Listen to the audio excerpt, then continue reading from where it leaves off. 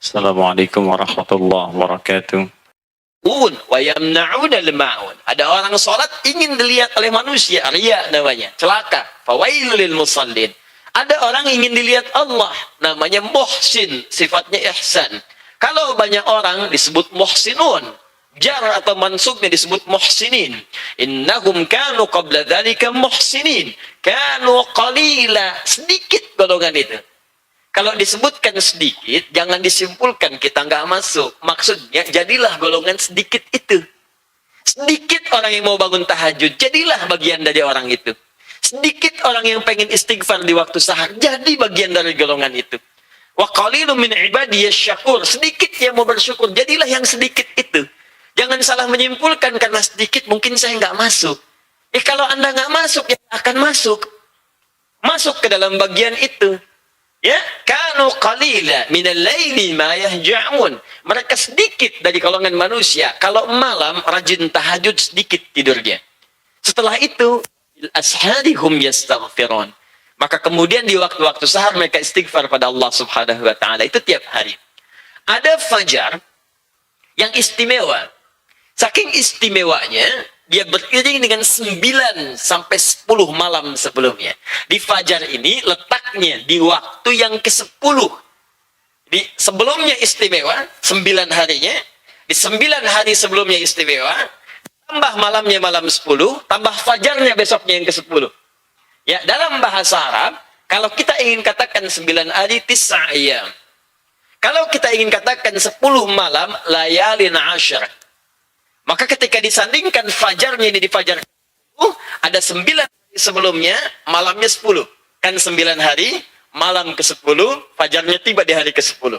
Maka kita katakan wal fajr walayalin asyr. Kata Allah, ada fajar yang istimewa di hari ke-10 diikuti 9 hari sebelumnya. Jadi secara singkat 10 harinya istimewa.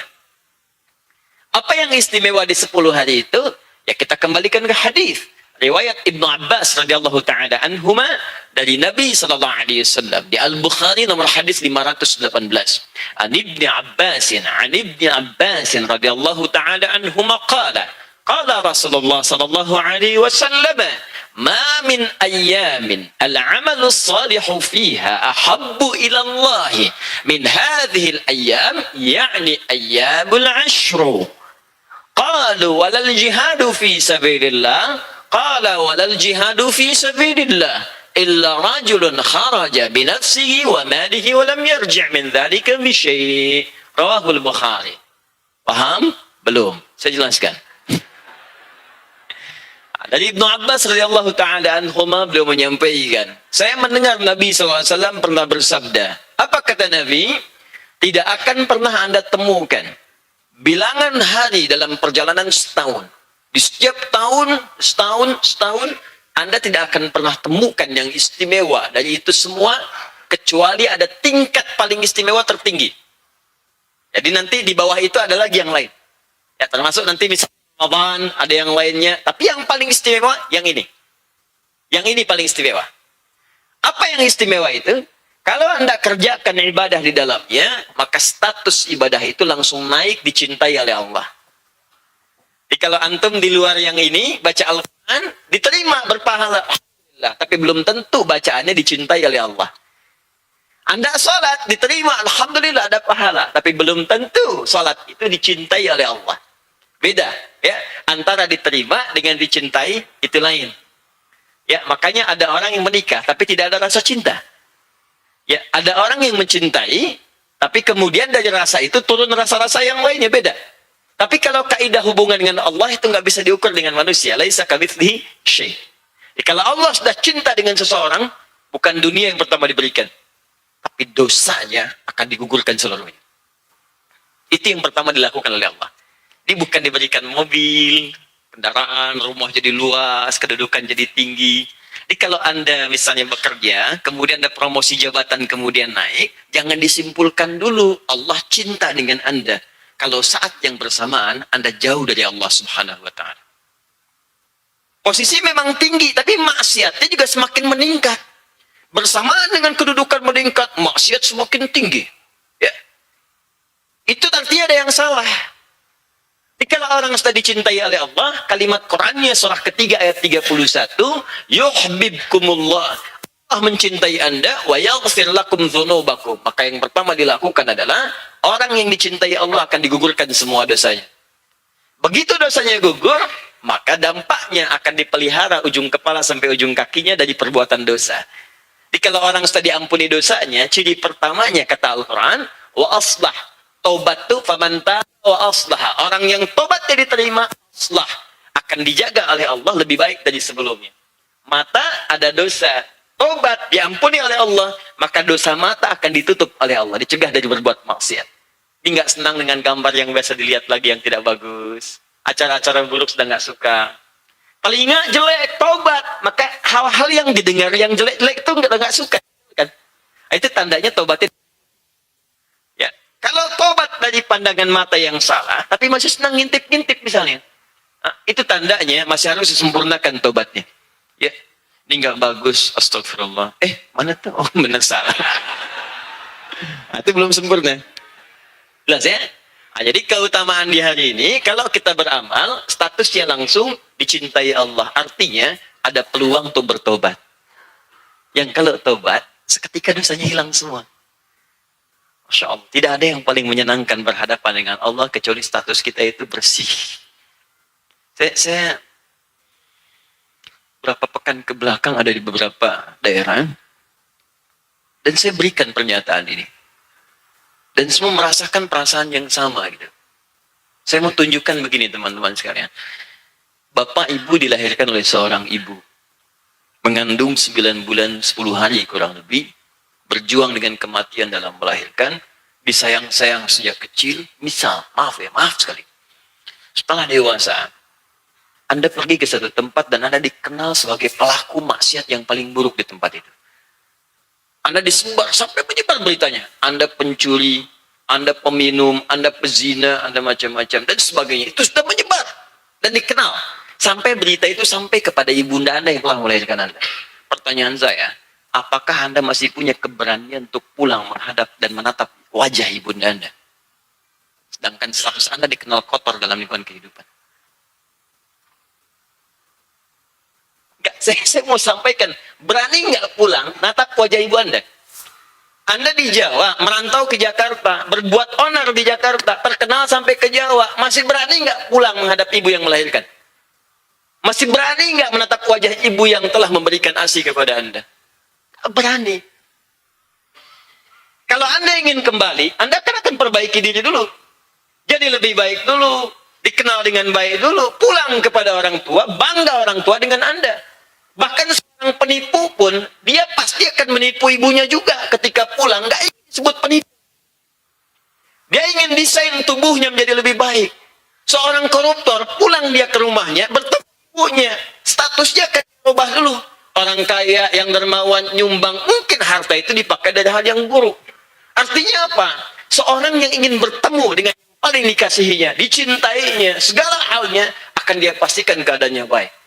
Kalau Anda aja nggak sanggup menuju ibu Anda, menatap wajah orang telah melahirkan Anda dalam keadaan buruk, kok Anda berani-beraninya menghadap pulang kepada Allah dalam keadaan nggak malu nanti?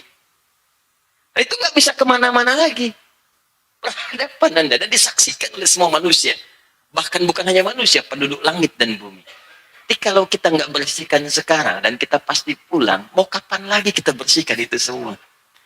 Dan orang-orang duluan pulang. Saya itu sering katakan, mungkin orang baik itu pulang untuk ditunjukkan pada kita, bekal mereka cukup. Waktu mereka sudah selesai. Kesalahannya mungkin sedikit, bekalnya terlampau banyak, tertutupi ridha Allah ada bagi mereka. Mbah Maimun Zubair, Selasa kemarin. Sudah, Alhamdulillah, di Mekah dimakamkan di mana? Ustaz Arifin Ilham sebelumnya. Yang lain-lain sebelumnya. Tokoh, ulama, orang baik di hadapan kita semua. Mungkin ada juga yang tidak pernah tampil di bumi, tapi populer di akhirat. Populer di langit. Mungkin ada ahli Quran di desa. Ada ustaz yang sangat ikhlas, yang tak pernah cari bayaran, yang dia di kampung-kampung. Pulang duluan, bekalnya cukup. Itu diperlihatkan kepada kita. Viral di media sosial. Bahkan nasihatnya diabadikan di YouTube. masuk ke WhatsApp, itu untuk ngingetin kita, bukan hanya menyanjung mereka. Mereka nggak usah disanjung. Menyanjung orang baik, buang-buang energi, emang sudah baik. Yang jadi persoalan itu, kita yang kurang. Di kalimat itu Allah berikan kepada kita, pertanyaan saya, kenapa cuma masuk ke handphone Anda, bukan ke handphone orang lain? Kenapa Anda bisa lihat, padahal Anda mungkin bisa mengabaikannya? Itu kan pelajaran, kita akan di mana gitu. Dan kita mau kemana? Ini waktunya. Jadi kalau ada orang tobat di waktu-waktu ini, seketika bisa diampuni oleh Allah Subhanahu wa Ta'ala. Dan kalau dia beramal, status amalnya bukan 10, ingat, yang dituliskan, bukan infak 700 kalau dituliskan. Kaidah amalan ketika dikerjakan 10 kebaikannya. Quran surah 6 ayat 160. Kalau dia infak 700 paling minimalnya. Quran surah kedua ayat 261. Tapi kalau dikerjakan di hari-hari ini, semua naik statusnya setara dengan jihad fi sabilillah. Setara dengan jihad. Jadi kalau teman-teman baca Al-Quran, ya dari awal sampainya sanggup kita baca, itu dari mulai baca satu huruf, langsung ditetapkan jihad fi sabilillah. Mujahid. Kalau wafat, syahid. Nun, meninggal, syahid. Masya Allah, baru nun tuh, udah syahid. Tapi ini nggak main-main, bukan ahli hidayat. Kalau ahli hidayat yang sampaikan, Anda bisa tinggalkan. Nabi yang sampaikan. Kapan Nabi berdusta? Ya, kapan Nabi mengarang cerita? Tidak ada. Wa ma huwa biqauli syair. Ya. Dan itu bukan kata-kata pujangga, bukan pengarang. Nabi yang sampaikan. Nah, kapan waktu itu? Kata Nabi, 10 hari pertama di bulan Dzulhijjah. 10 hari pertama. Kita sekarang sudah masuk hari ke-7. Tinggal 3 hari lagi. Jadi yang belum kenal dengan kesalahan dirinya, ayo berkenalan. Tobat kepada Allah dari ujung kepala sampai ujung kaki. Mudah-mudahan diampuni dosanya oleh Allah Subhanahu wa Ta'ala. Ya. Dan tidak cukup dengan amin, tobat dulu. Tobat, kenali dulu. Ya, tanya keluarga, tanya teman, tanya kawan. Yang kedua, kumpulkan amalan. Karena rumusnya amal soleh. Al-amalu salihu fiha. Amal soleh yang dikerjakan di waktu itu. Jadi bikin kurikulum dari sekarang. Kita akan ketemu lagi bulan depan insya Allah. Dan belum tentu juga. Dari sekarang, tinggal 3 hari ini. Semua jenis sholat keluarkan. Sholat apa saja. Demi Allah saya katakan, tolong 3 hari ini aja. Bangun tahajud. Syuruk. Allah. Duha. Qabliyah, Ba'diyah, Rawatib, Mutlak. Kerjain. Kerjain aja dulu. 3 hari ini. Maksimalkan. Karena pahalanya besar. Dan belum tentu setelah 3 hari ini selesai. Balik lagi ke konsep semula. Kalau mau lagi, tunggu tahun depan kalau hidup. Kalau enggak, ya sudah selesai. Ditolong 3 hari ini. Makanya nanti hari ke-9-nya ada puasa. Dikenal dengan puasa Arafah. Dan nanti tolong lihat supaya tidak terlampau panjang. Tayangan-tayangan kami sebelumnya, saya sudah jelaskan kenapa disebut puasa Arafah. Apa bedanya dengan puasa lainnya. Ingat ya, yaumnya dharaf, mudhaf. Arafahnya, mudhaf ilaih, menunjuk kepada momentum. Yaumnya hari pelaksanaan waktunya tanggal 9 Dzulhijjah. Arafahnya momentum. Lihat orang yang wukuf di Arafah. Apa yang mereka kerjakan? Di puasa yang Anda kerjakan di hari itu sama persis pekerjaannya dengan orang wukuf di sana. Makanya ketika mereka orang wukuf istighfar, mengoreksi diri, muhasabah, introspeksi, kenali kesalahan, lalu mereka lontar kan, pergi ke Jamarat, ke Muzdalifah ambil batu, dilontar tuh. Ya, lontar nafsu yang tidak bisa terkendalikan. Hal yang besar yang sulit dikendalikan disebut aqabah.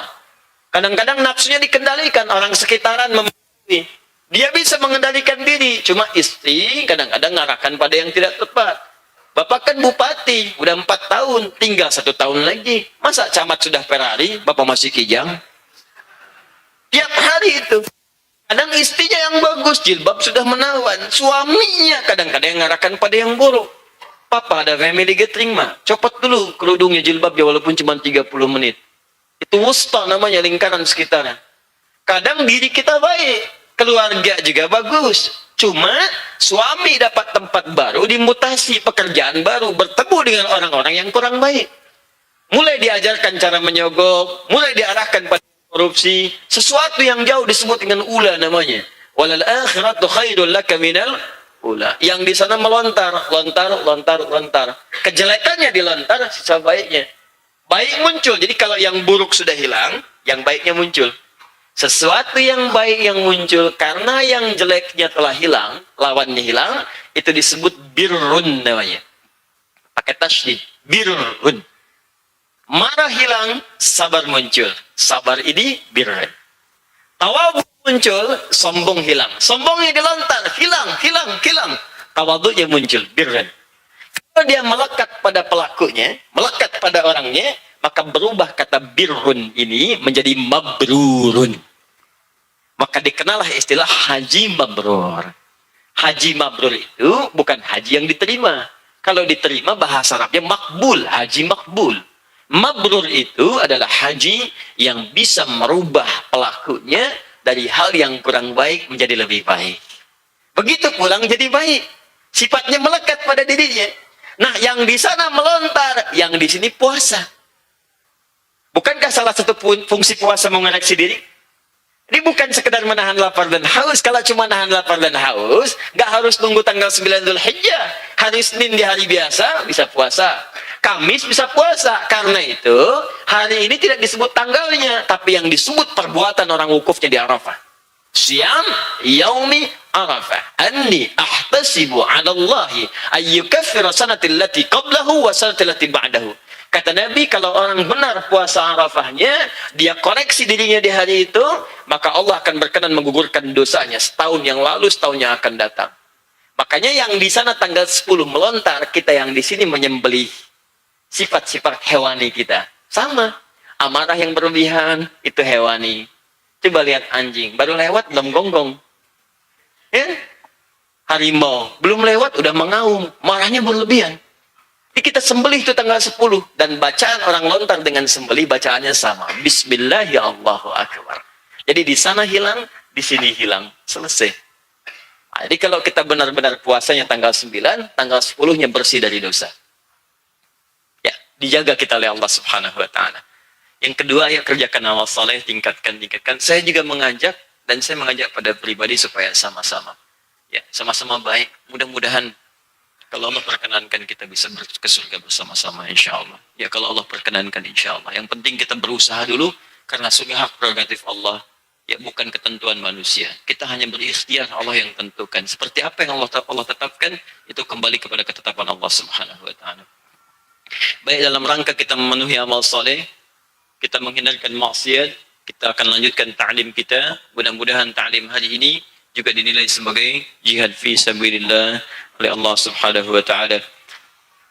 Dan itu jelas ketentuannya di Quran surah ke-9 ayat 122, Quran surah ke-58 ayat 11, kemudian dikuatkan oleh hadis Nabi dari riwayat Al-Imam An-Nasa'i nomor hadis 233 yang menyebutkan tentang keutamaan berta'lum yang nilainya sama dengan orang jihad yang mempermudah mengantarkan ke surga. Man salaka tariqan yaltamisu fihi 'ilman sahhalallahu lahu tariqan ilal jannah. Siapa yang menyiapkan dirinya menempuh perjalanan kemudian dia tujukan untuk belajar, maka setiap langkahnya Allah akan jamin memudahkan dan meringankan langkah dia ke surga insyaallah. Baik, kita masuk bahasan kita. Yang tadi mukaddimah. Ya. Ini bahasan kita insyaallah. Bismillahirrahmanirrahim. Kembali ke bahasan kajian kitab Sahih Al-Bukhari karya Al-Imam Al-Bukhari atau Muhammad bin Ismail bin Ibrahim bin Al-Mughirah bin Al-Bardizbah Al-Ju'fi Al-Bukhari Al-Khurasani Al-Uzbekistani. Baik, bab yang telah kita sampaikan di pertemuan lalu dari 97 pembahasan tentang kurikulum kehidupan, kita telah mulai antarkan dengan mukaddimah Kitabul Iman, kitab pembahasan tentang iman yang berisi petunjuk bagaimana meningkatkan iman kita sekaligus menjaganya agar tidak turun sesuai dengan persoalan kehidupan yang kita jalani. Sering ada pertanyaan, Ustaz, iman saya seringkali naik turun. Kalau sedang naik semangat ibadah, kalau sedang turun malas beribadah. Bagaimana cara saya naikkan dan saya jaga supaya tidak turun? Maka Imam Al-Bukhari telah mengumpulkan rumus dari Nabi, dimasukkan dalam kitabnya, ditempatkan dalam urutan yang kedua, diberi nama Kitabul Iman. Kita teruskan pembahasan yang lalu, dan hari ini saya spesial akan buatkan bagan di papan tulis tentang rumusan dari hadis-hadis yang kita pelajari ini, seperti apa gambarannya, supaya nanti paham, oh ini loh 57 hadis ini maksudnya ke sini. Dan nanti kalau teman-teman bisa buatkan, tuliskan, itu lebih bagus, karena syarah yang akan saya sampaikan belum tentu ditemukan di beberapa buku-buku yang jadi referensi kajian. Ya. Bismillahirrahmanirrahim. Ini yang kemarin kita bahas, saya baca ulang untuk meneruskan. Babu qaulin Nabi sallallahu alaihi wasallam. Bab penjelasan tentang sabda Nabi sallallahu alaihi wasallam, atau bisa juga dibaca dalam i'rab bab qaulun Nabi sallallahu alaihi wasallam. Hadza babun, hadza mubtada, babun khabar. Qaul di sini badal. Kalau kita baca babun artinya penegasan. Yang akan saya terangkan di sini adalah sabda Nabi sallallahu alaihi wasallam. Dan Imam Al-Bukhari menulis kalimat menggunakan dhammah dibandingkan menggunakan kasrah. Beliau tidak katakan babu qauli, tapi babun qaulun Nabi sallallahu alaihi wasallam. Seakan-akan beliau ingin katakan bukan babnya yang penting, tapi sabda Nabi yang harus kita perhatikan. Maka di sini saya akan jelaskan tentang sabda Nabi sallallahu alaihi wasallam, bunyal islamu ala khamsin, yaitu tentang pokok-pokok keislaman yang ada 5 pokok. Yang ini telah kita bahas di pertemuan-pertemuan yang sebelumnya. Ini saya mau tunjukkan Imam Al-Bukhari dengan kalimat ini menunjukkan bahwa beliau itu pakar di bidang bahasa juga. Dia bukan cuma ahli hadis. Ya, bahasa Arab pun paham. Jadi kalau saya katakan bahasa Arab paham, bukan bisa berbahasa Arab, ingat. Kalau bisa berbahasa Arab, jangankan manusia. Beo Kelapa Gading, bawa ke Mekah, ajarin bahasa Arab 3 hari, lancar dia. Kosakata kumpul, asal banyak vocab bisa. Assalamualaikum, waalaikumsalam. Kaifa haluk? Alhamdulillah bikhair, alhamdulillah bikhair. Ahmad, aina anta? Tuh, paham dia, ngerti. Jadi kalau cuma bisa bicara, jangankan manusia, hewan diajarin yang memungkinkan dia bisa bicara, dia akan bisa. Yang memungkinkan, karena unta sudah ribuan tahun di Arab, tapi nggak bisa bahasa Arab, ya kan? Baik.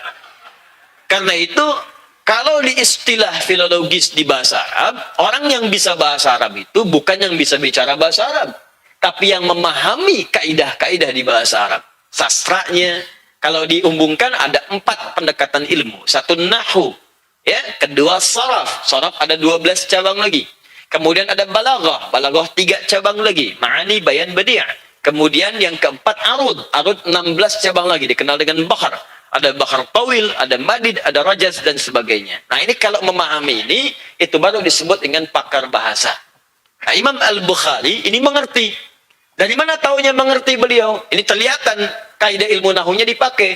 Kalau orang biasa, dia akan mengatakan babu qaulin Nabi. Tapi beliau menuliskan bab qaulun Nabi sallallahu alaihi wasallam. Itu tandanya beliau paham bahasa Arab.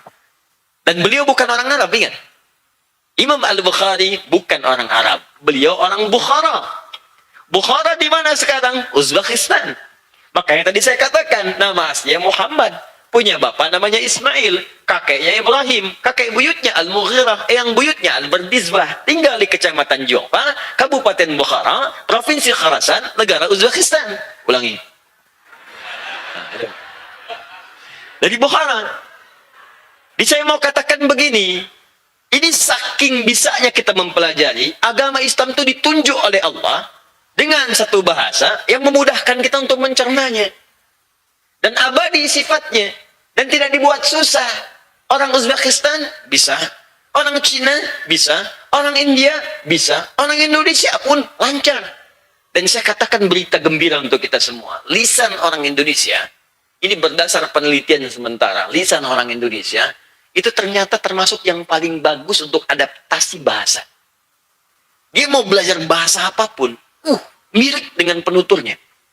Begitu bicara bahasa Arab, sama persis dengan orang Arabnya. Kaifa haluk? Assalamualaikum. Min aina anta? Orang Arab. Jadi kalau dibicara di radio tuh, kelihatan, Arab tuh. Padahal Bandung misalnya. Nampak tuh betul. Bicara Inggris, kayak orang Inggris. Hey John, where have you been? Nah, kayak orang Inggris. Jadi apapun yang dia ucapkan mirip. Coba dengarkan orang Cina misalnya, bahasa Arab. Cina nih, ya ketahuan. India nih, ketahuan. Jadi aksennya muncul. Orang Indonesia tidak, itu anugerah yang sangat luar biasa. Jadi saya ingin katakan bahwa saking diberikannya oleh Allah rahmat dalam bahasa ini, dia punya dua keunggulan. Yang pertama, dia punya gramatikal yang bertahan di setiap masa dan tidak berubah. Silahkan cek ya. Itu alif, ba sampai ya, dari zaman Abu Jahal sampai yang sekarang, ya, itu nggak berubah. Silahkan cek. Silahkan cek. Zaman jahiliyah sampai sekarang, itu alif sampai ya nggak berubah. Buktinya bacaan Quran nggak ada yang pernah berubah. Anda pernah dengar nggak? Misalnya ada Quran edisi revisi. Ada. Tidak ada. Alif lam mim dari dulu sampai sekarang. Alif lam mim. Al-Baqarah. Alif lam mim tulisannya sama dengan Alam Nashrah. Tapi bacaannya bisa beda. Alif lam mim. Alam lain. Dulu nggak ada harakat. Tapi nggak ada perubahan. Coba lihat bahasa-bahasa lain. Ada penyesuaian. Ejaan yang disempurnakan. U lama, oe, u baru, u. Ye lama, j. Ye baru, ye. Ada penyesuaian. Ini ingin saya sampaikan bahwa, ayo kita jangan merasa kecil bahwa kita itu kalaupun diberikan sholat dengan bahasa Arab, Al-Quran diturunkan bahasa Arab, apa hikmahnya? Supaya mukjizatnya bertahan di setiap masa. Dan tidak ada kekurangan kemudian untuk menggali keistimewaan-keistimewaan. Bismillahirrahmanirrahim. Wa huwa qaulun wa fi'lun wa yazidu wa yanqusu. Iman itu tidak cukup sekedar dikatakan. Awas, qaulun, wa-nya ma'iyah, harfu ataf, diikutkan kepada huruf sebelumnya. Jadi kalau ada wawu merangkai dengan kalimat sebelumnya, maka kalimat sebelumnya tidak bisa berdiri sendiri. Mindilun masunduqun. Ini adalah tisu dan kotaknya. Maka tisu nggak bisa dipisahkan dari kotaknya. Bersama dia. Wawunya ma'iyah. Bersama-sama. Nempel. Makanya antara tisu dengan kotak nempel tuh. Nggak bisa keluar. Nggak bisa dipisahkan. Maksudnya menyatu di sini. Ya. Ini kalimatnya menggunakan wawu ma'iyah. Wawu. Ini cuma satu huruf Bapak Ibu. Tapi dalam. Makanya mohon izin ngaji dengan saya, tolong bersabar. Kalau ada huruf yang penting saya bahas, walaupun sampai 3 pertemuan. Ya, nanti ada kitab bagus kalau mau ditulis, namanya Mughnil Labib an Kutubil A'arib. Mughnil Labib an Kutubil A'arib, karya Ibnu Hisham Al-Ansari, 3 jilid. Itu menerangkan makna dari setiap huruf-huruf bahasa Arab, yang huruf makna. Alif ada sekian huruf. Ba ada sekian makna. Ba ada 14 makna. Alif sampai dengan ke 10 makna. 10 maknanya dijelaskan kepada kita semua. Ini wawu diantaranya ada huruf ataf. Ya, wawu huruf yang mengikutkan hukum pada sebelumnya. Al-imanu, kalau kita paham maknanya, kita terjemahkan. Al-imanu, iman itu, wahuwa yang dimaksud dengan iman qaulun, bukan sekedar perkataan, wa fi'lun, tapi harus dibuktikan dalam bentuk perbuatan. Jadi kalau Anda mengatakan asyhadu an la ilaha illallah wa asyhadu anna Muhammad Rasulullah, Anda beriman kepada Allah Subhanahu wa taala. Dikatakan qaulun dengan perkataan. Nah, tidak cukup dengan perkataan, buktinya iman itu apa? Maka bukti dari iman muncul pada perbuatan. Karena itulah Allah turunkan pada kita perbuatan-perbuatan dalam bentuk ibadah untuk menunjukkan bukti keimanan kita. Apa bukti imanmu? Ibadah. Maka Allah turunkan perintah sholat. Allah nggak butuh dengan sholatnya. Allah nggak butuh dengan puasanya. Allah tidak butuh dengan bacaan Qur'annya. Yang butuh itu kita untuk membuktikan kita beriman. Sebab kalau nggak kita buktikan dengan perbuatan itu, iman kita dipertanyakan. Apa bedanya orang beriman dengan yang belum beriman? Kelihatan pada perbuatannya. Karena itu setiap kalimat iman dalam Al-Quran, sering saya katakan, akan bersanding dengan perbuatan. Perbuatan dalam bahasa Arab, amal namanya. Kalau amal itu perbuatan diisi oleh iman, maka otomatis akan baik. Baik itu dalam bahasa Arab, yang disukai oleh Allah, sholih namanya. Maka muncul istilah amal sholih.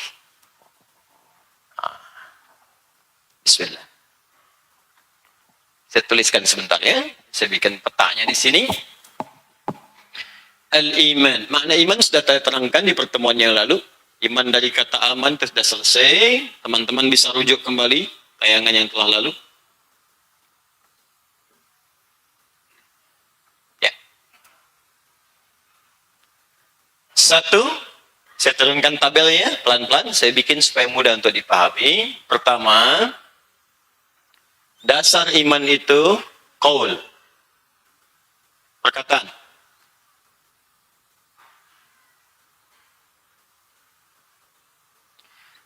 Qaul, perkataan.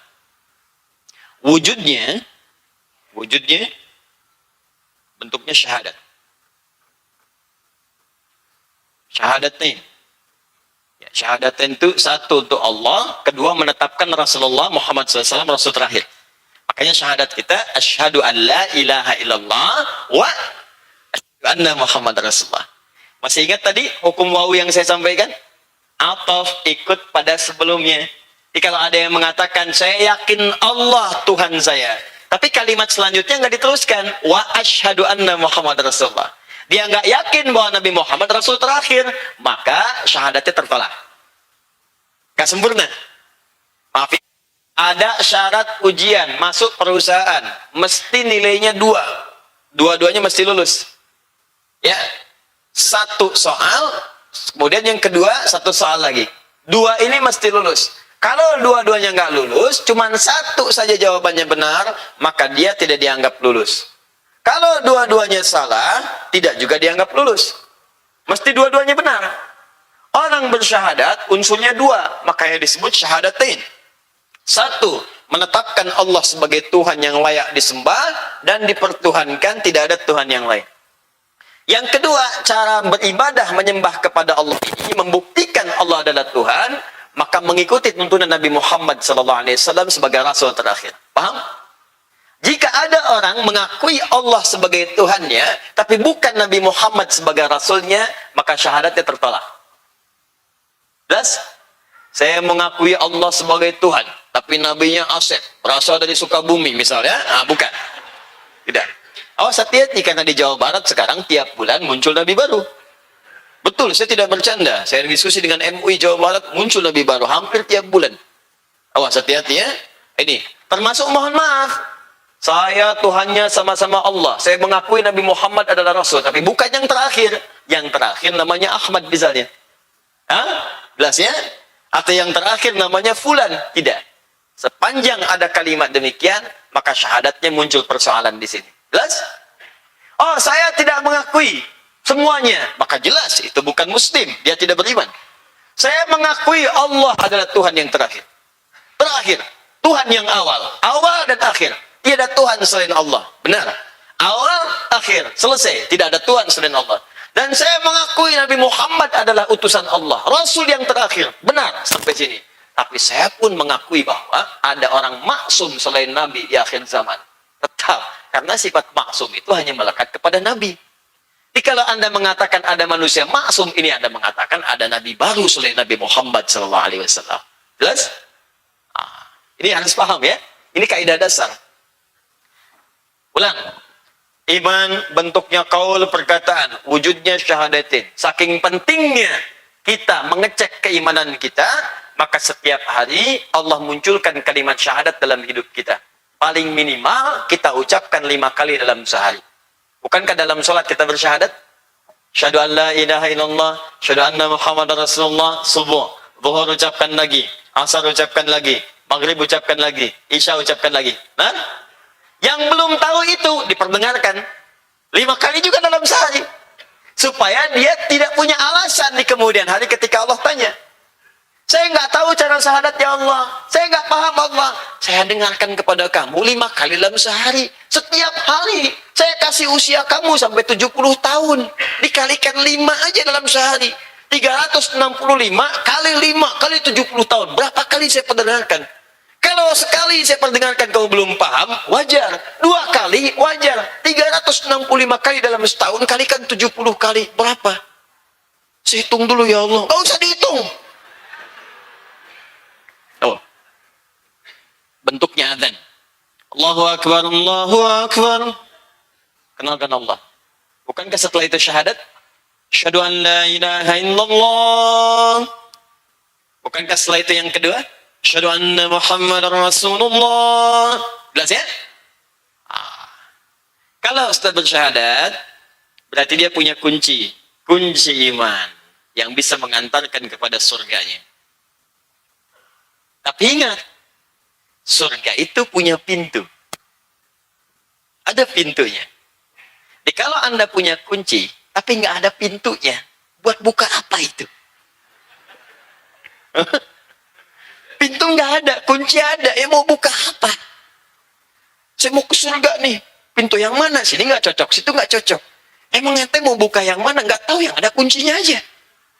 Karena itu ketika angin menginginkan surga, mesti ada pintunya. Mesti ada pembuktiannya. Maka diteruskan, kata Nabi SAW, dikutip oleh Imam Al-Bukhari dalam satu kalimat yang ringan, al-imanu qaulun, pertama diikrarkan dengan lisan, yang kedua wasi'lun wa amalun, dan dibuktikan dengan perbuatan. Pintunya perbuatan.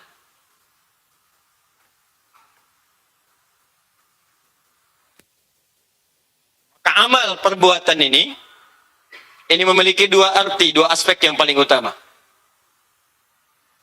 Satu, sebagai pembuktian iman kepada Allah Subhanahu wa taala, membuktikan apa yang kita katakan. Pembuktian dari iman. Kalau ini pernyataan, ada pernyataan, buktinya apa? Kan iman itu bahasa hati. Kalau setiap bahasa hati, keyakinan yang paling kuat mesti dimunculkan dalam bentuk perbuatan. Seperti nampak apa, supaya kelihatan nampak apa yang ada dalam hati.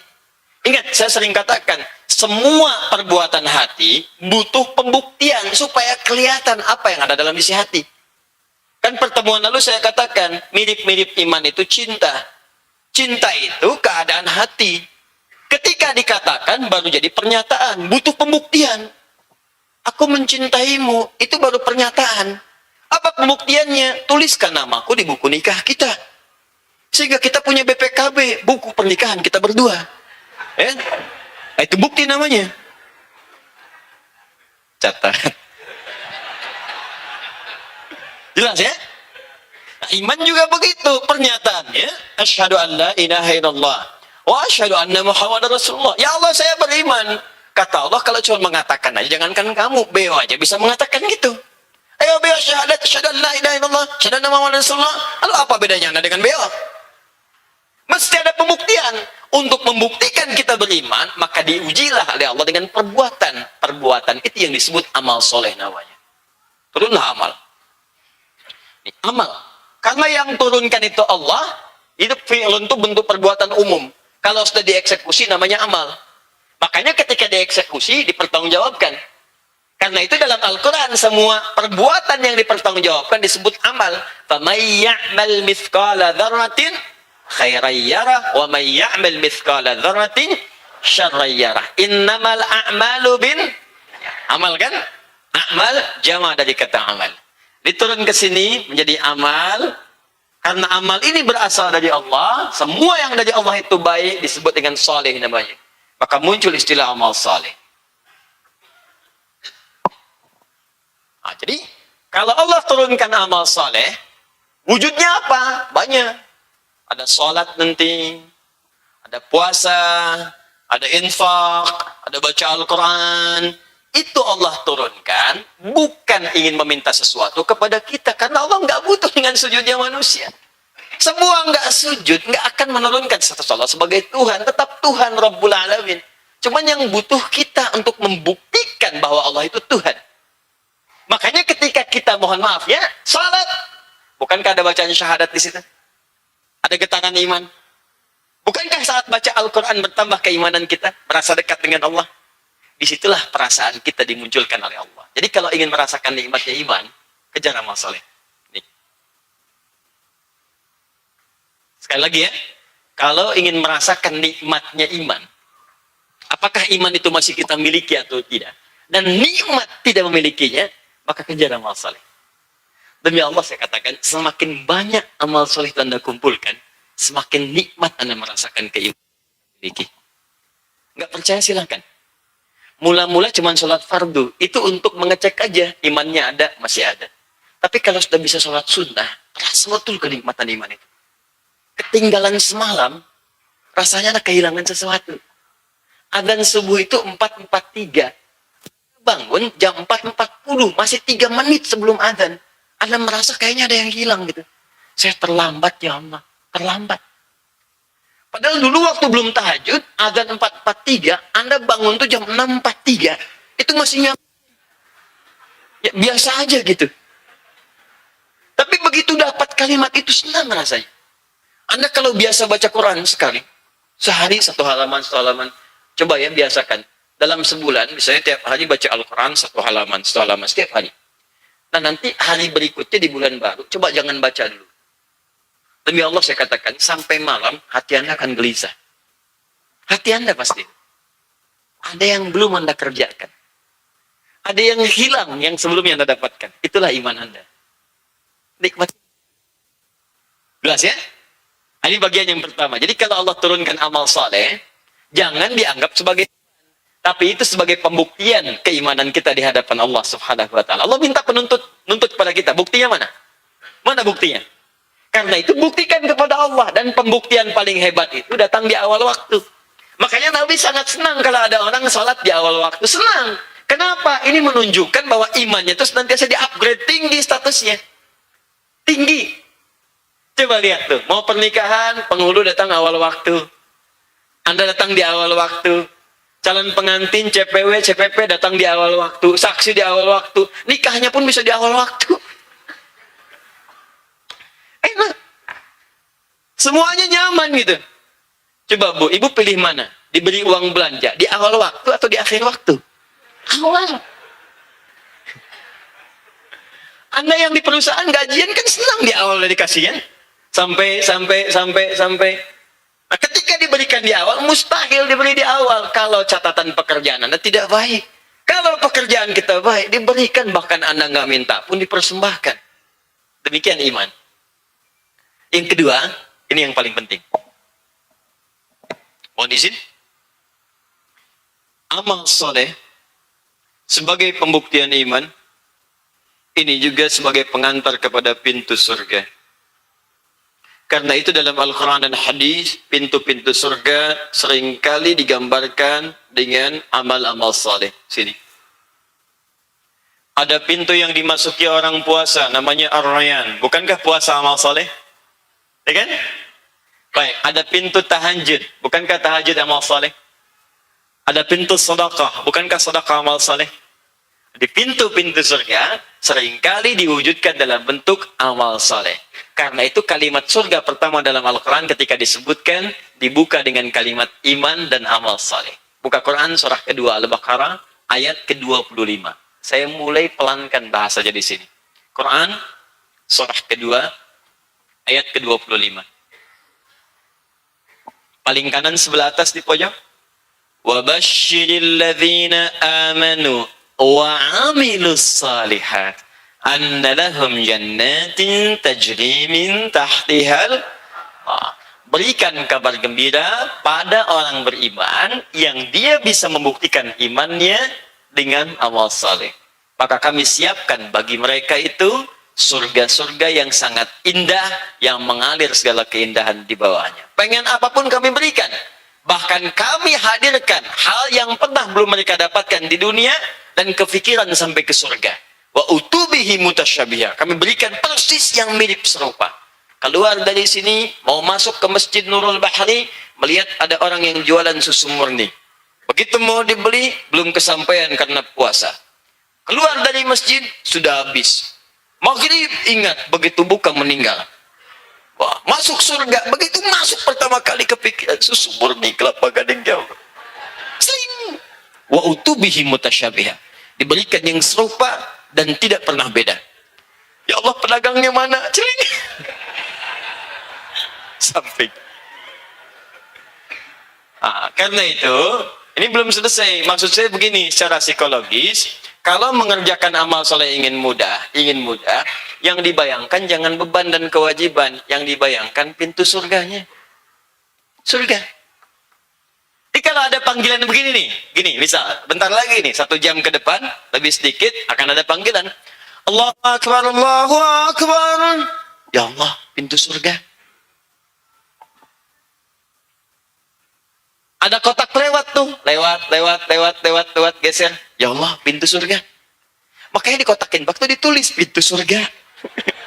Isi baru geser gitu. Jelas, bukan mobil-mobilan tuh, geser kan? Baik. Jadi kalau kita bayangannya begitu, menyikapi amal tuh enak. Bahkan kalau perlu tambah. Baru selesai kita salat zuhur, ada sunnah nggak? Ada, saya kejar. Saking pengen cepatnya buka pintu itu.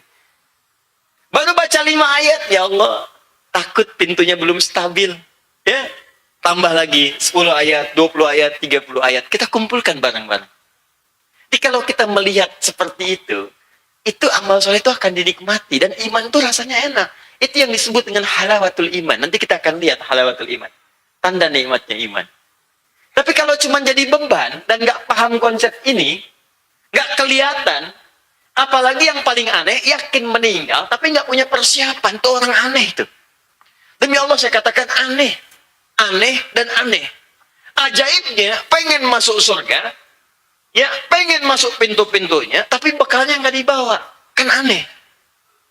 Jadi kalau kita sadar dengan apa yang akan kita kerjakan sekarang, jadi mohon maaf ya, coba sekarang semua amalan bayangkan itu peluang kita untuk ke surga. Itu poinnya, itu kuncinya. Dan itu pintunya. Jelas sampai sini?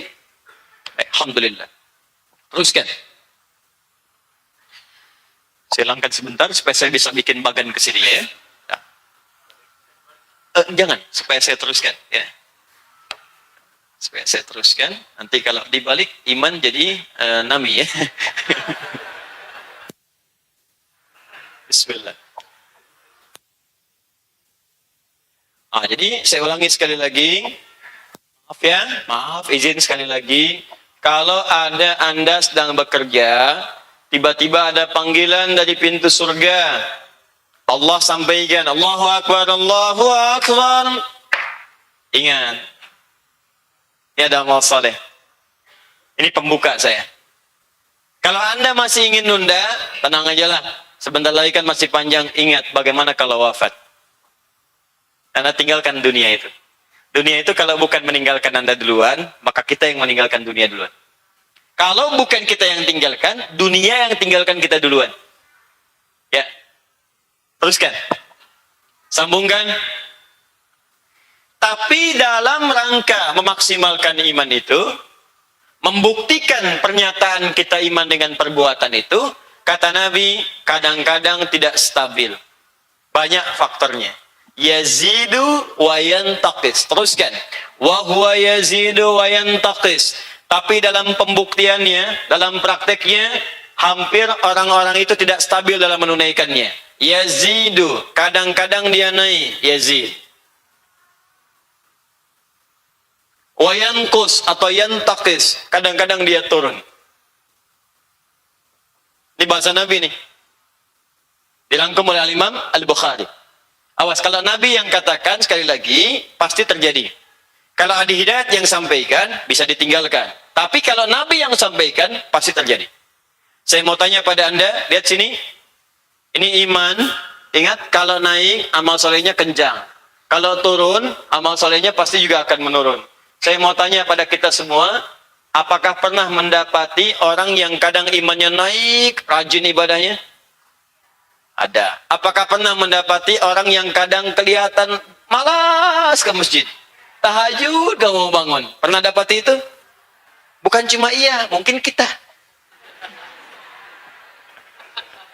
Mungkin kita pelakunya gitu.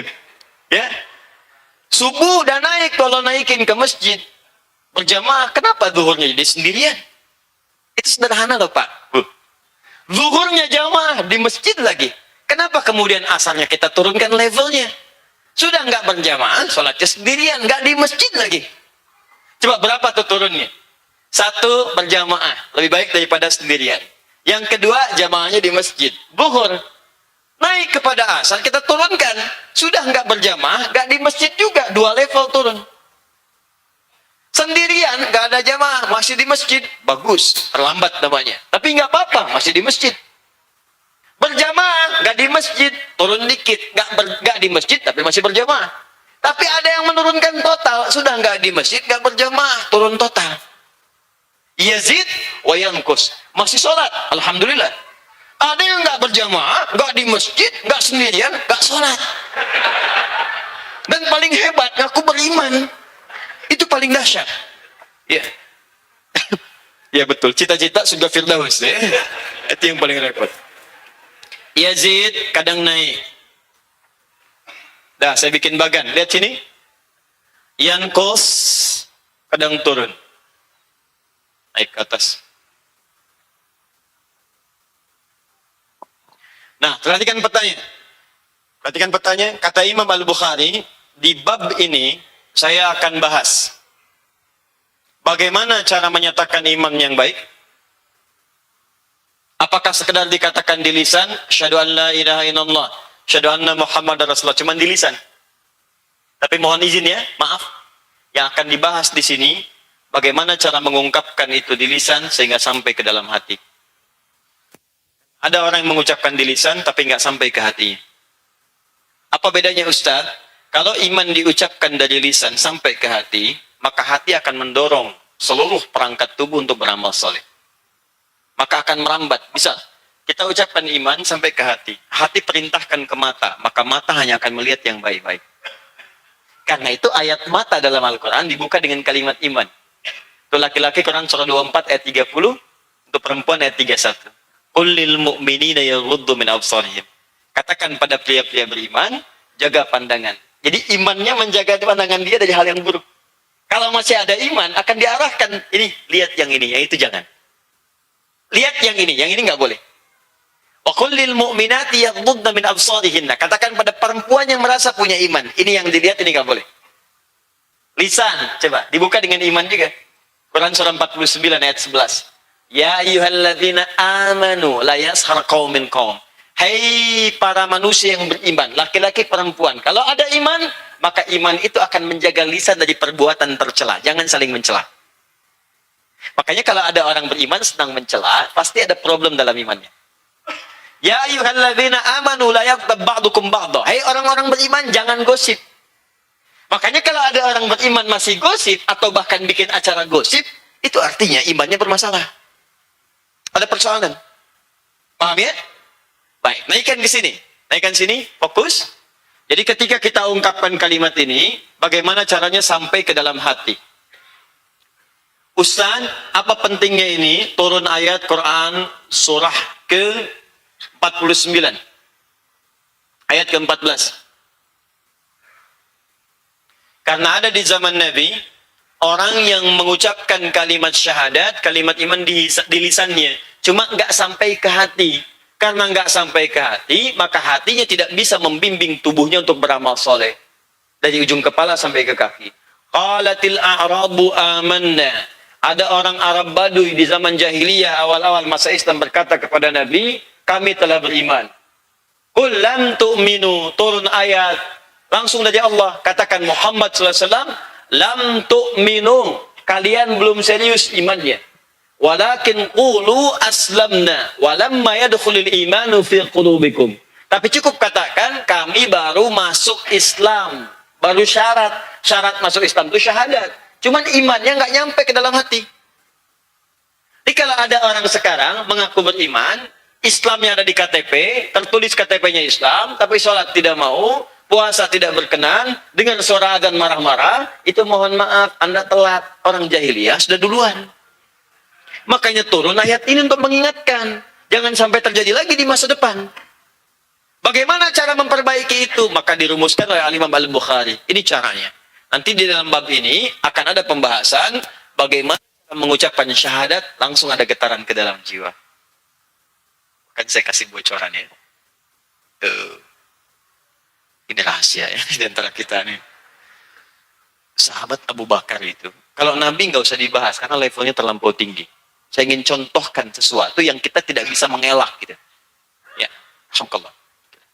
Sahabat Abu Bakar itu saking tingginya imannya. Baru takbir saja. Takbir sudah bergetar tangannya. Saya sering sampaikan kisah ini. Saking pahamnya dengan kalimat itu. Sahabat yang muda Ali bin Abi Thalib radhiyallahu taala anhu karramallahu wajhah. Itu baru dengar suara adzan sudah gemetar tangannya. Ketika ditanya kenapa Anda sampai begitu? Apa jawab sahabat Abu Bakar, jawab sahabat Ali radhiyallahu taala anhu? Kata Abu Bakar, perhatikan kalimatnya. Saya khawatir ketika lisan mengucapkan Allahu Akbar, tapi hati ini pernah merasa besar dalam kehidupan. Jadi nggak sama antara lisan dengan hati. Lisannya Allahu Akbar, tapi mohon maaf, perasaan mengatakan saya ini merasa besar dibanding yang lain. Lebih unggul dibanding teman-teman yang lain. Lebih hebat dibandingkan kawan di kantor. Lebih luar biasa dibanding pasangan. Lebih dahsyat, lebih punya segalanya dibanding yang lain. Takut lisan mengucapkan Allahu Akbar, hatinya lain. Coba Anda bayangkan. Ali bin Abi Thalib ketika mendengar kalimat itu, kata Ali apa jawabannya? Saya khawatir diturunkan satu kalimat ini, yang kalau gunung mendengarnya, saking tak kuat ya, takut kalau salah menerimanya, hancur dia itu. Hancur dengan mendengar itu. Saya yang zalim ini masih sanggup menerima dan berketetapan kepada Allah untuk beramal soleh. Nanti kita akan bahas ini. 2, bagaimana beramal yang benar, yang bisa membuktikan benarnya iman. Karena ada orang yang lisannya semangat beriman, ibadahnya juga semangat, cuman sayang cara ibadahnya salah. Karena ibadahnya keliru, ini menunjukkan pula imannya belum sempurna. Ya, saya ambil contoh begini misalnya. Perkataannya kuat, saya muslim, saya bersyahadat, besok sholat siap. Subuh datang dari jam 3, udah siap-siap tunggu. Tapi begitu sholat 3 rakaat. Misalnya, nah ini juga nanti kita perbaiki. Termasuk amal apa saja yang kelihatannya soleh tapi bisa merusak iman. Haji amal soleh, tapi ada perbuatan haji yang disebut oleh Al-Quran langsung bisa menggugurkan keadaan hajinya. Infak amal soleh, betul.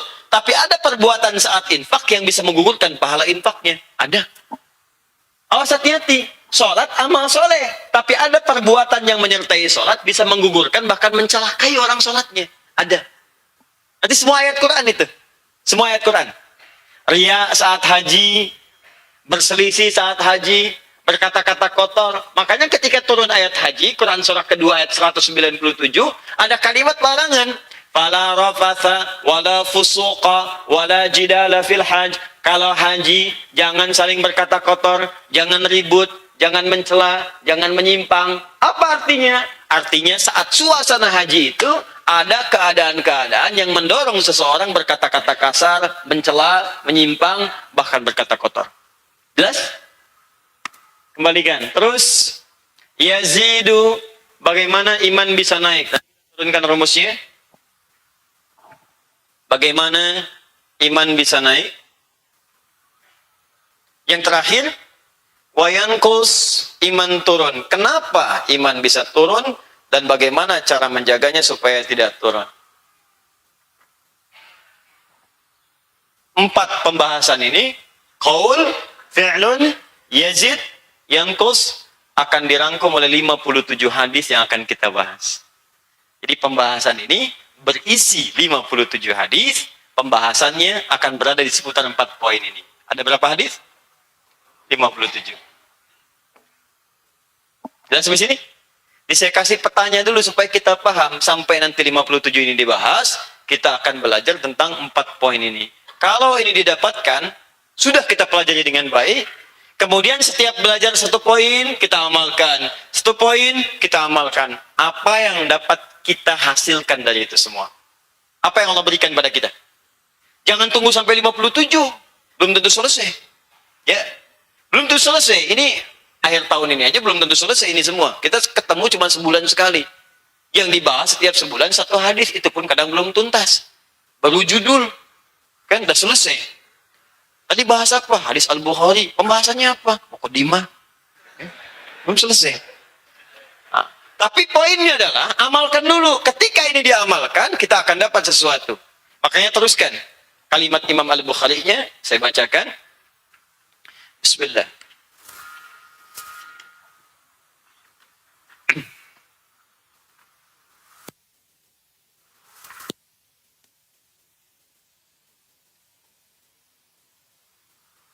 Qala Allah Ta'ala, Allah Subhanahu wa Ta'ala berfirman. Saya teruskan.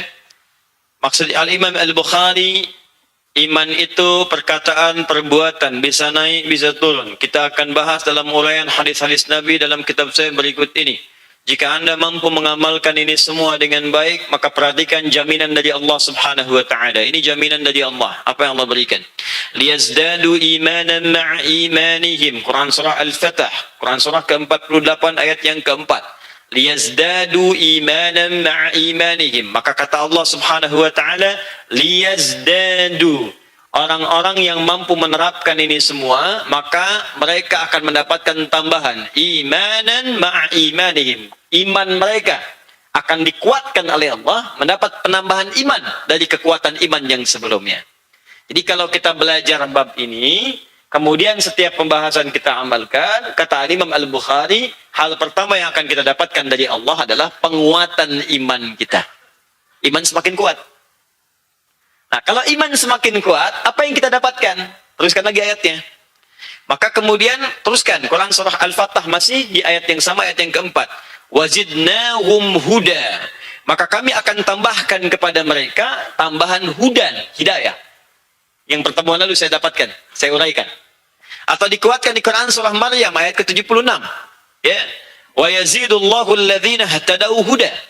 Dan orang-orang yang beriman itu, kalau sudah kami kuatkan imannya, maka kami akan tambahkan kepada mereka tambahan-tambahan hudan. Tabelnya teruskan lagi ke atas. Ya. Saya jadikan imannya ke pinggir kanan supaya lebih mudah untuk kita lihat. Saya hapus.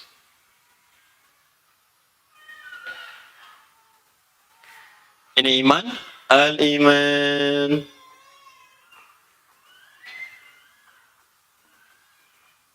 Ini ke bawah. Lihat fokus.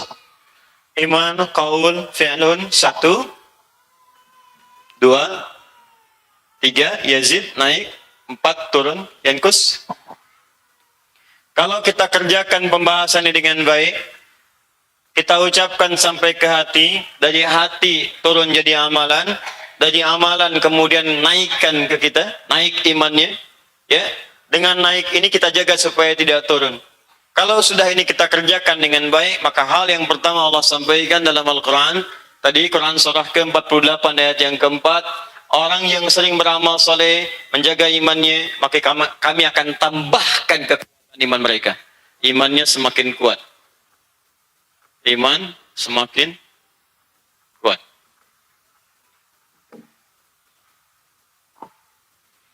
Kalau iman semakin kuat, apa yang terjadi pada diri kita? Apalagi yang Allah berikan kepada kita? Maka turun lagi ayat yang selanjutnya, perhatikan kalimatnya, wazidnahum huda. Maka kami akan tambahkan kepada mereka hudan.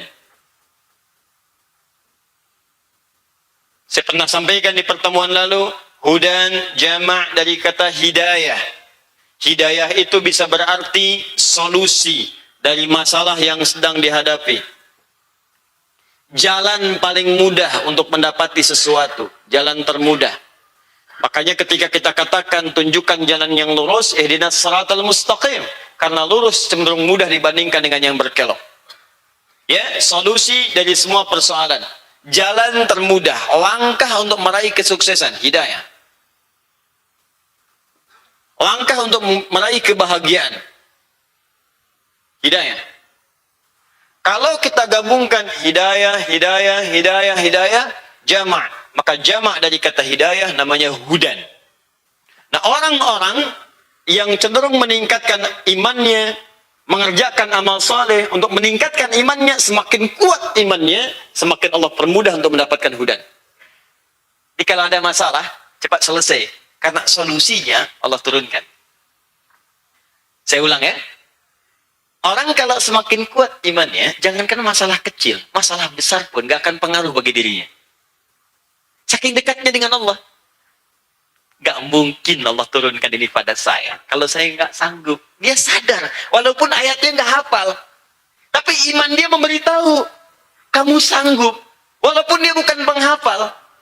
Kalau dia penghafal, langsung turun ayatnya. La yukallifullahu nafsan. Gak mungkin Allah uji kamu kalau kamu gak sanggup. Kamu yang sanggup, bukan orang lain. Semakin kuat, Semakin tinggi lagi, langsung turun lagi, pasti akan selesai. Semua masalah pasti akan tuntas. Kalau dia penghafal, ayatnya muncul, inna ma'al usri yusra.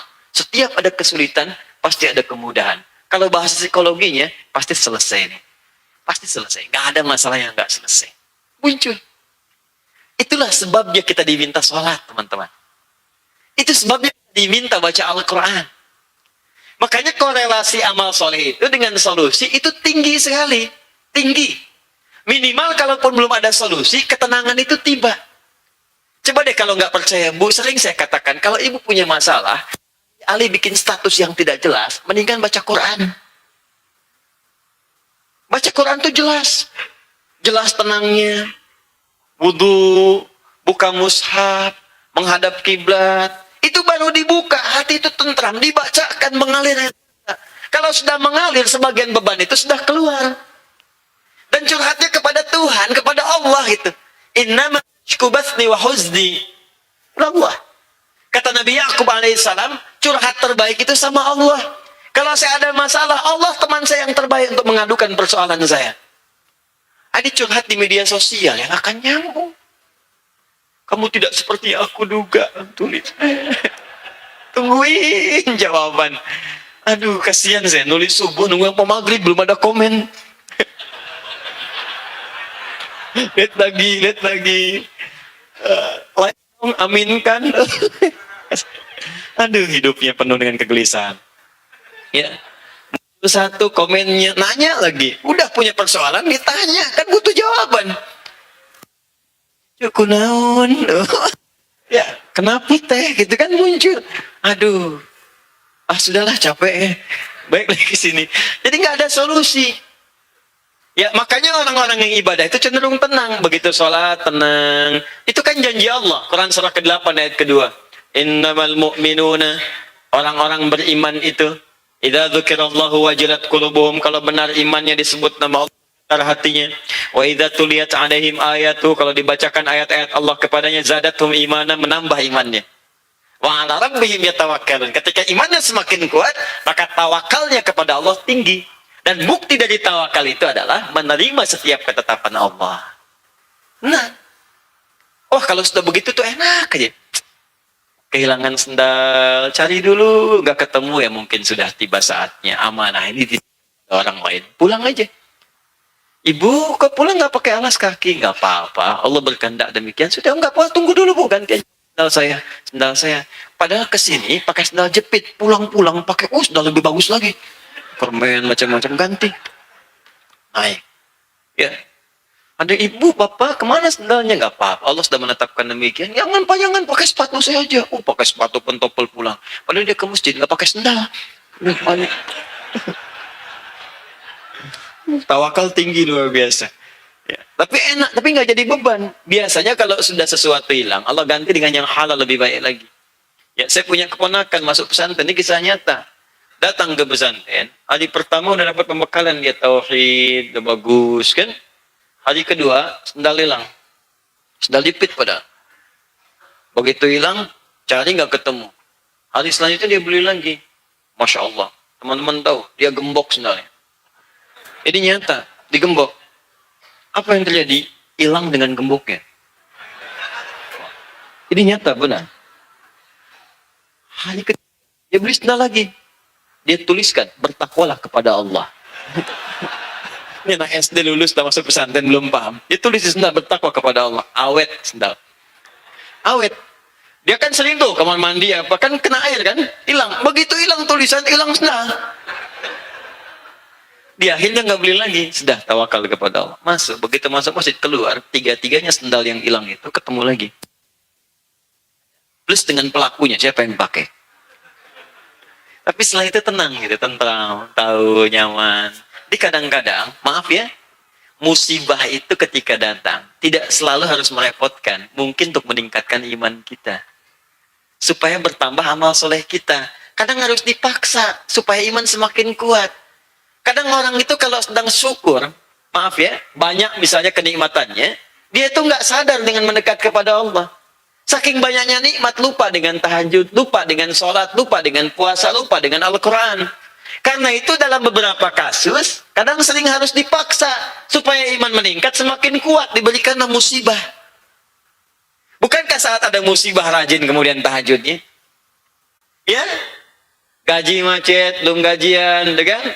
Lampu gelap, tut, kan? Proyek hilang sebagian, pohon sengon nggak tanggung jawab, gitu kan? Oh, tanya, bisa ya, capek kita, malam kan tahajud. Berdoa, semua orang minta ya Allah, ya Allah, ya Allah, baca Quran. Ya kalau nggak ada begitu ya nggak meningkat ketakwaan kepada Allah. Besok mau ujian, ujian kan? Begitu mau ujian, bukankah malamnya tahajud? Bukankah banyak berdoa? Bukankah banyak baca Al-Quran? Kalau nggak dikasih begitu nggak datang. Makanya muncul hadis, nanti kita akan lihat dari 57 itu. Innallaha idza ahabba 'abdan ibtada. Allah itu kalau cinta kepada seorang hamba, hal pertama yang akan diberikan adalah akan diuji orang itu. Bukankah ketika diuji dia rajin ibadah? Bukankah ketika rajin ibadah imannya kuat? Bukankah kalau imannya kuat solusi datang? Bukankah kalau sudah solusi datang yang lain dia akan ngaruh? Kadang-kadang ujian kecil itu diberikan supaya Anda bisa mengatasi yang besar di kemudian hari. Ini kalau yang sekarang aja nggak bisa ngatasin, bagaimana dengan yang besok? Berharap-harap yang tinggi, yang kecil aja nggak selesai. Berharap-harap dapat yang besar, yang kecil aja nggak bisa mengatasi. Bagaimana kita bisa mendapati itu? Oke, jangan takut teman-teman sekalian. Mohon izin ya, mohon izin sekali lagi.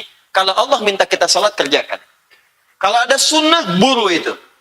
Al-Quran, ambil itu. Baca, hafalkan segalanya. Nanti kalau sudah ada di puncaknya, Anda akan dapatkan kenikmatan, kemudahan hidup yang Allah berikan ini. Ini poinnya. Dan kadang-kadang gini, dalam beberapa amalan tertentu, kadang belum hadir hudannya, tapi hati kita itu sudah nyaman. Contoh, saking nyaman itu air mata tuh sering mengalir gitu. Saya ambil contoh Al-Quran lah. Cobalah menghafal Quran. Atau anak atau cucu, titipkan dia pada seorang penghafal Quran untuk belajar. Nanti lihatlah momentum itu. Nanti malam kami akan wisuda peserta karantina yang trainers. Ada 4 orang. Ini sudah hari ke-7. Hari ke-7 itu saya lihat tadi sebelum saya ke sini laporannya ada yang sudah 10 juz, 11 juz, 12 juz. Kita targetnya 30 hari 30 juz. Ada yang 7 hari sudah 12 juz, sudah 10 juz, sudah sekian. Ada yang di bawah itu. Yang mau saya katakan begini. Anda ketika menghafal Quran ya, Alif Lam Mim, Al-Baqarah sampai Ali Imran, awalnya terasa berat. Persis seperti ujian. Tapi begitu selesai dan Anda mengucapkan surah An-Nas yang sebelum menghafal bahkan sudah Anda hafalkan, itu lisan Anda akan bergetar. Air mata akan mengalir. Begitu kalimat terakhir minal jinnati wan nas selesai dan Anda hatam hafalan Quran, demi Allah saya katakan, air mata tidak akan terbendung, Anda akan jatuh sujud. Padahal mungkin masalah itu ada dalam hidup, tapi nggak akan terasa. Saking nikmatnya. Atau bukan Anda yang hafal, tiba-tiba anak Anda telepon dari pesantren. Anda sedang masak, sedang di ruang tengah, Anda sedang di kantor bahkan. Lalu anak Anda yang kecil nelpon, yang bungsu mengatakan, ayah sedang apa? Ayah sedang rapat, nak. Ini sebentar ya, jangan sebentar ayah. Mau cuma kasih kabar aja. Apa, nak? Ayah, alhamdulillah, aku sudah hatam 30 juz. Saya katakan pada Anda akan cancel rapat Anda akan kejar anak itu sampai ke pesantren. Atau minimal Anda sujud saat itu. Dan Anda sudah lupa dengan semua persoalan di kantor. Yang ada itu, anak saya penghafal, anak saya penghafal, anak saya penghafal. Sudah. Setelah itu bukan pulang ke rumah Anda akan janjian dengan istri Anda, jemput anak Anda ke pesantren. Anda peluk, Anda cium, dan selebihnya, Allahu Akbar. Anda lupa dengan semua masalah. Itulah iman. Itu enggak ada. Coba di kepercayaan lain, agama lain, enggak ada yang seperti itu. Kalau bukan mukjizat, kalau bukan firman Allah, mustahil. Dan sekarang sedang berlomba. Kalau Bapak Ibu nggak kerjakan sekarang, Anda ketinggalan. Itu banyak sekarang menghafal Quran, anak kecil. Nanti mungkin saya bulan depan, kalau saya ada waktu dan kesempatan, saya bawa anak kecil 7 tahun, hafal Quran dengan nomor, dengan ayat, dengan posisi. Anda tanya, dia keluar Quran. Apa ya? Ada sesuatu yang kadang nggak harus pakai uang gitu. Dan itu indah, itu menghilangkan masalah. Jadi masalah tuh lupa, tenang. Ya, mirip orang ketika di depan Ka'bah, masalahnya semua hilang. Yang ada kenikmatan aja, nikmat, nikmat, nikmat, nikmat. Nah, ini ya. Jadi kalau kita belum bisa mencapai itu, minimal ambil ketenangan dengan ibadah. Dia wudu, sholat, daripada mengeluh untuk apa sih? Buka mushaf, baca, ngeluhkan dunia itu nggak ada kerjaan. Dan dunia itu nggak akan berhentinya kalau dikeluhkan. Terus tambah beban. Sifat dunia itu begitu, kalau dikeluhkan nambah persoalan. Yang ada mendingan dibawa ke akhirat, dunia akan ikut. Ya. Maaf sekali lagi. Ya, kita kembali ke sini. Nah, kalau sudah Allah berikan ini, maka status orang ini, yang iman tadi, akan naik statusnya jadi takwa. Takwa. Lihat bagannya, lihat bagannya. Lihat bagannya. Tadi kan iman kan? Iman kita kuatkan dengan amal saleh. Kita naikkan, jaga supaya nggak turun. Lewat amal saleh. Maka kalau iman semakin kuat, Allah berikan hudan. Sudah? Baik, kemudian kalau hudannya itu sudah dapat, maka status yang iman ini akan naik jadi takwa nantinya. Puncak segala kebaikan. Orangnya disebut taqi namanya. Taqi. Kalau banyakan disebut muttaqin. Banyakan. Ya, disebut apa? Muttaqin. Saya tuliskan begini, muttaqin. Muttaqin. Sudah? Nah, kalau orang sudah naik ke level muttaqin, saya tutup, maka dia akan dapat jaminan dari Allah Subhanahu wa taala kebahagiaan dunia dan akhirat. Bahagia. Jadi kalau bekerja, apapun level pekerjaannya, mau dia pengusaha, dia pejabat, dia pedagang, pokoknya sukses dan bahagia. Kadang-kadang ukurannya bisa relatif. Bagi sementara orang, direktur itu yang paling hebat. Tapi bagi orang-orang tertentu, level manager sudah bahagia. Bagi sementara orang, kedudukan paling tinggi itu yang paling tinggi lah dicapai manusia. Bagi orang yang lain, sekarang pun saya sudah nikmat. Malah ngejar ke atas lebih capek lagi. Ada kalangan tertentu ketika Anda tanya, Pak kenapa nggak promosi? Sudahlah, ini aja udah nikmat. Saya khawatir malah ketika naik lagi jadi kufur nikmat saya. Ada yang begitu. Ya, ini. Kalau sudah begini, maka apa yang terjadi? Allah berikan kenyamanan dan kesuksesan dalam setiap aktivitas hidupnya. Nyaman dan sukses, dalam bahasa Al-Quran disebut aflah namanya. Aflah. Orangnya disebut muflih. Aflah. Orangnya disebut muflih. Jamaknya disebut muflihun. Muflihun.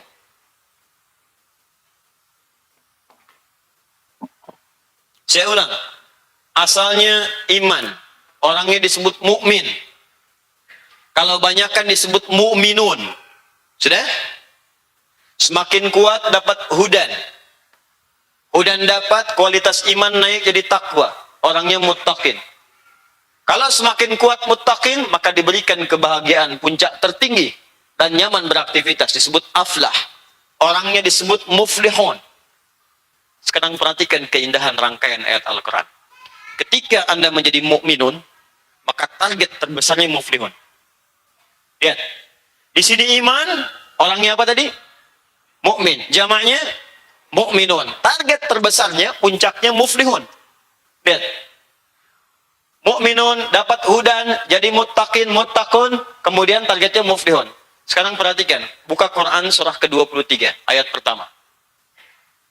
Di situ kata aflah disatukan kemudian dengan kata mukminun.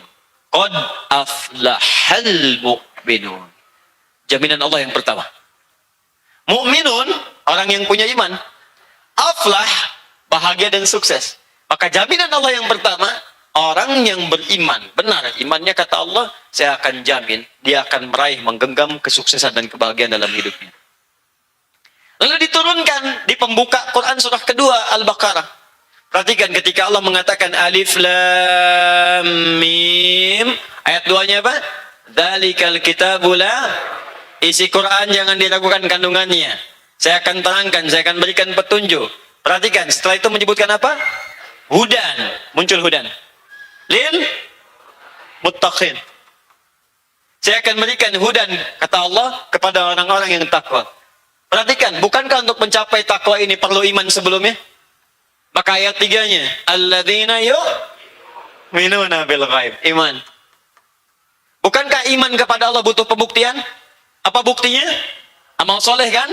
Bukankah amal soleh tadi kita sebutkan bahas rinciannya? Salat amal soleh, infak amal soleh, baca Quran amal soleh, dan teruskan ayatnya, alladzina yu'minuna bil ghaib wa yuqimunas shalah, amal soleh, wa mimma razaqnahum yunfiqun, walladzina yu'minuna bima Al-Quran, wa bil akhirati hum yuqinun. Sekarang pindah ke puasa, puasa dibuka dengan kalimat iman. Buka Quran surah kedua ayat 183. Ya ayyuhalladzina amanu kutiba alaikumus. Bukankah sebelum siam ada iman dulu? Sekarang lihat ujungnya. Begitu iman bagus, puasa dikerjakan, naik ke takwa kan? Teruskan ayatnya. Ya ayyuhalladzina amanu kutiba alaikumus kama kutiba alal ladzina min la'allakum takwa kan? Kalau sudah takwa dapat muttaqin, maka hudan dapat, takwa dapat, maka muflihun akan diraih. Bacakan ayat 5 Al-Baqarah di ujungnya. Ulaika ala dan rabbi. Wa ulaika humul. Ada semua kan? Ini konsep kehidupan kita.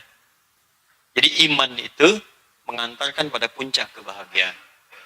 Iman itu mengantarkan pada puncak ketenangan. Jadi kalau kita diminta untuk beramal soleh, level kita masih di sini. Itu tandanya kita ingin diberikan solusi. Gini petanya. Kalau kita diminta beramal soleh, kita diajak sukses. Makanya orang-orang dulu ketika akan sukses, mereka senang ketika dipanggil sholat. Karena bisa sujud minta dalam sholat. Orang-orang dulu ketika punya masalah, banyak orang tahajud malamnya. Bahkan banyak orang mengejar sholat seketika. Datang ke masjid, sholat 2 rakaat, minta solusi. Karena ayatnya ada. Buka Quran surah kedua, ayat ke-45. Wasta'inu bisabri wassalah. Kalau punya masalah, terima dengan sabar, kerjakan sholat. Tapi yang paling menarik, kalau ada yang belum yakin, imannya disebut oleh Allah. Buka Quran surah kedua, ayat 153. Paling kanan sebelah bawah. Quran surah 2, ayat 153. Ya ayyuhalladzina amanu, imannya dulu. Ista'inu bisabri wassalah. Ya ayyuhalladzina amanu ista'inu bisabri wassalah. Imannya disebutkan, diminta sholat. Di ketika kita minta sholat, ya kata Allah sholat, kita sholat kemudian, apa tujuan utamanya? Ista'inu, supaya minta solusi. Nih. Udah. Makanya saat sholat kita katakan, iyyaka na'budu wa iyyaka nasta'in. Dalam duduk di antara dua sujud, bukankah kita mengatakan Rabbighfirli warhamni wajburni warzuqni, minta macam-macam. Warzuqni minta rizki, warfa'ni minta diangkat derajat, wajburni lindungi dari orang iseng, ya, orang-orang mengganggu dan sebagainya. Ini teman-teman buktinya. Jadi kalau kita nggak paham konsep ini, diminta sholat, malas. Adzan, mengeluh. Baru tadi adzan, sekarang udah adzan lagi. Gimana tuh? Susah. Ya kan? Jadi kalau nggak paham ini susah gitu. Tapi kalau kita mengerti ini, bahkan kita bisa mengkreasi diri kita sendiri untuk beraktivitas. Bikin usaha yang tidak mengganggu sholat kita. Karena sadar rezeki itu Allah. Sekarang kita berusaha, tapi lawan Allah yang gimana bisa dapat rezekinya, John? Gimana kita bisa dapatkan? Yang ngasih rezeki Allah. Terus kita bekerja supaya dapat rezeki dari Allah. Tapi yang kita kerjakan bertentangan dengan Allah. Ya gimana bisa dapat? Ya kita bisa kebayang nggak? Tapi memang saking sayangnya Allah pada hambanya, dikasih juga supaya dia sadar untuk balik lagi. Cuman nggak ngerti juga. Allah tuh rahmannya tak terlukiskan gitu. Susah dibayangkan ya. Yang ingkar diberi, apalagi yang syukur gitu.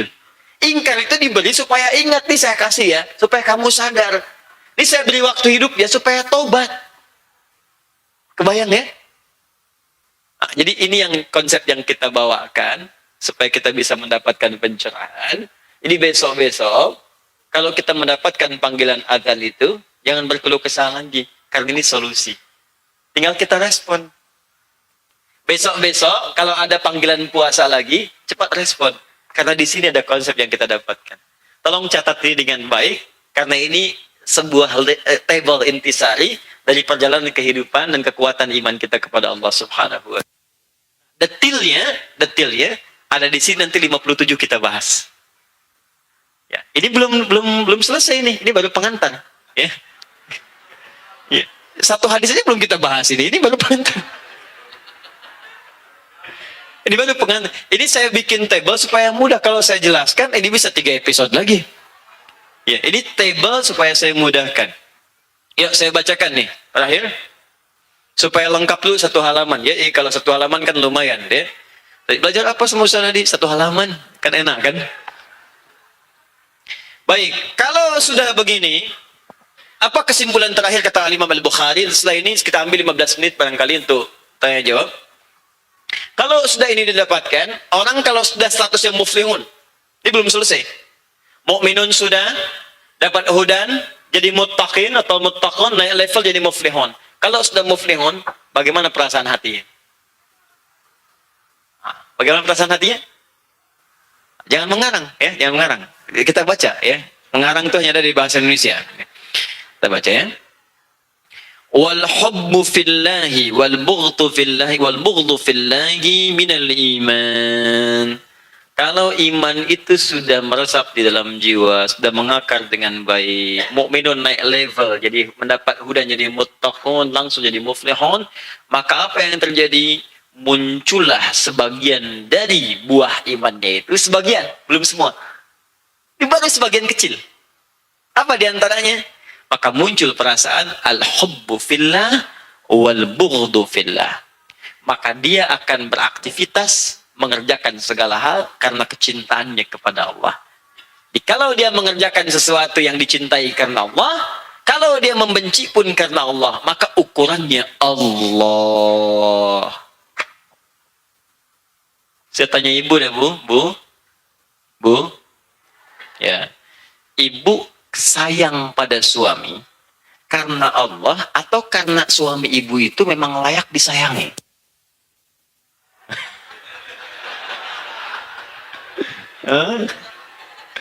Karena Allah.